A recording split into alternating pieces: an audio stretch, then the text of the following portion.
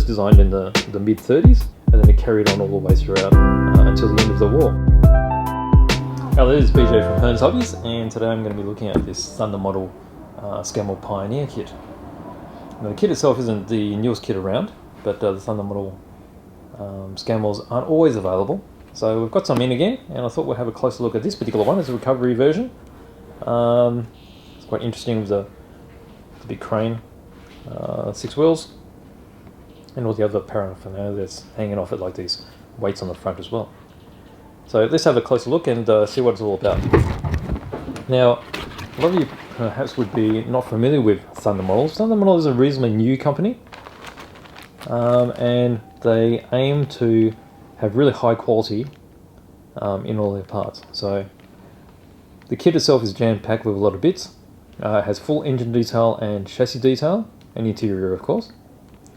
And just looking at the first set of sprues, you'll be able to see how fine just the leaf springs are. Individual leaf springs, you see there's no flash around. It's very clean. So all the parts fit together very well as well. Probably see a little bit of the grille detail. So just from here you'll see there's components here for the chassis. You've got radiator, you've got some front wheel fenders. Now these springs of course, and we'll pop that over here. Okay, as we get onto this one, there's a lot more of the engine components. So this is a 35th scale kit, and this will give you a better idea of the size of everything. So you've got parts of the engine here, bits of the crane, and then you've got sides of the, so it's a 6-cylinder engine. And then this part here, that's the front of the cab. So it gives you an idea of the width. So you're going to have the fenders out here, and it's going to be quite a large bonnet. So all in all, it's going to be quite large. It's going to be similar to the size of a 35th scale tank. And having this on a diorama, pulling a tank or removing this engine would be perfect, I think. See all the individual little small details there too for the engine. Okay, let's move on to here. Alright, so you've got more engine components. Looks like most of these engine components. Got some steering bits and pieces, exhaust, got the steering wheel here.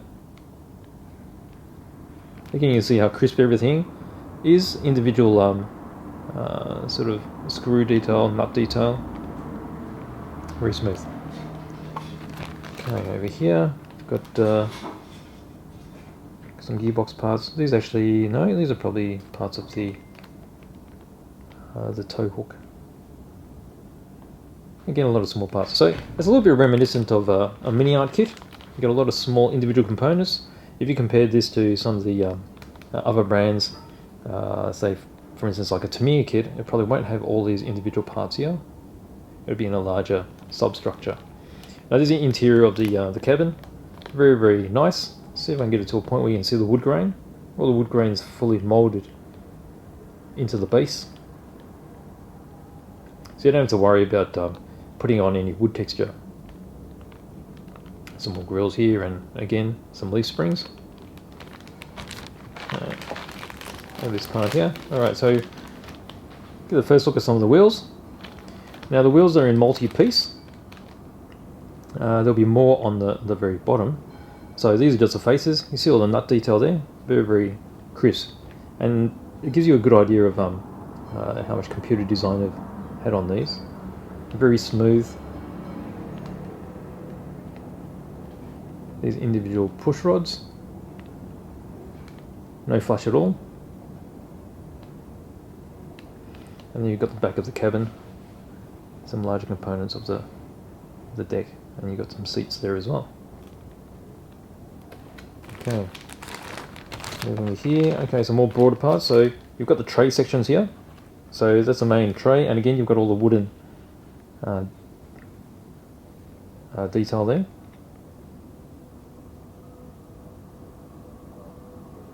Back part of the cabin, and then here you've got the rails for the chassis. That gives you an idea of the length. So you're going to have the length of this plus a little bit on this side. So you're talking about close to 30 centimeters overall length. Okay, all tin bits for the back. Alright, so getting to this bit. Alright, so there's the front part of the bonnet. You can see the cabin's going to be so big, and then by the time it'll be out to here. Got some of the struts here for the crane. There's a few Thompson machine guns there. That's add inside the cabin or where you like. And these are all the weights that are on the front, so they can be added onto the front, just in front of the bonnet, for counteracting the weight that's being hung off the tow cable. Okay, this section here will give you a better idea of all the wheels. Okay, so quite a lot of the modern kits are doing this now. They've used multi-slices of the wheels, because basically what that does is it gives you a lot more surface detail. Because if you try to mold these in a traditional two-part mold, then you have a big seam line down the center, and you won't be able to get all this tread pattern. So a little bit of more work involved, of course, but the final result is much more interesting. So you can see you've got choices. These are probably front wheels, and then you've got your rears. Okay, now we've got some finer stuff here. You've got the clear parts. Obviously clear parts for all your windows all around the cabin. It's pretty standard.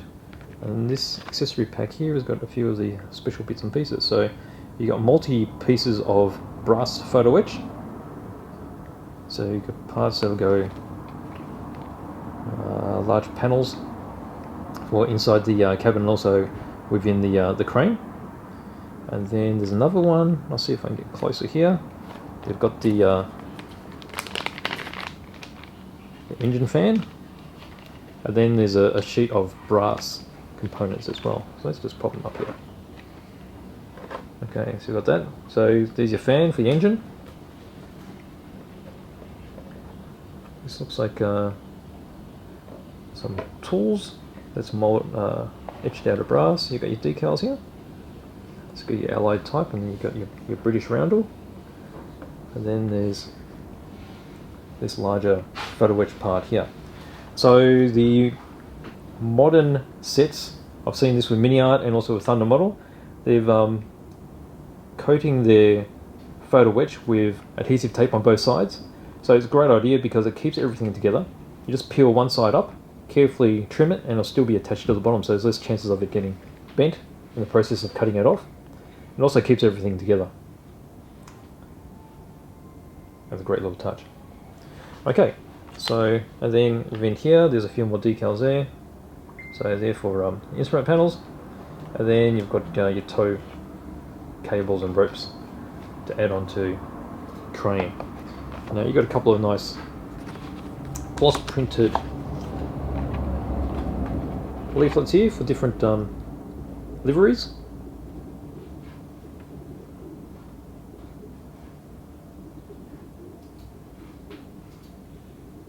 So this gives you a better idea of the whole design of the Scammell as well. The Scammell was not a particularly modern vehicle when it was first developed, so hence the individual type fenders. It was first designed in the mid-30s, and then it carried on all the way throughout until the end of the war. And then you've got these different versions here, so more low-vis green allied type scheme. Okay, so that's later in the war, and these ones are obviously early in the war, as they're in desert warfare. Okay, so you've got those, so it helps you with the painting, and then you have your manual. So the manuals are very good, step by step. So you go with the engine first. So the engine is quite large. Go into the radiator. Radiator is very finely detailed, as I showed earlier. So all the way through here, so you got radiator, engine, and then you start making the rails for the chassis.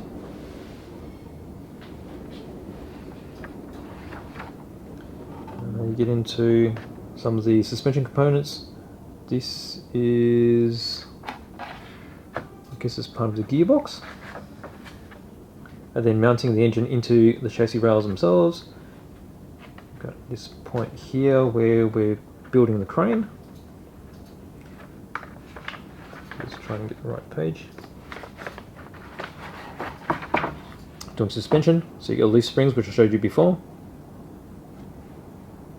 Coming here, you've got the winch for the crane. This is towards the back of the chassis. And then you get your drive shafts going in. And you can see already how intricate it is. Get to this component here, which is part of the crane as well. Oh no, that's part of the bogies for the drive. So it had a single diff in the center, driving the two wheels on each side. So I had the two wheels like this, and then if it was really boggy, they had a track which they could put over the top of those wheels, and it could turn into a half track. And they get to the point here where they're making the cabin and all the interior. Resection with all those wooden timber detailed components. Over here to the crane boom. Then you've got the pins here which you can add to different points. So you have set up the crane in different lengths.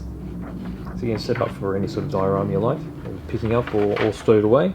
And this is coming towards the end of the build. Here's the multi-piece wheels, as you can see, so you can get all the tread patterns.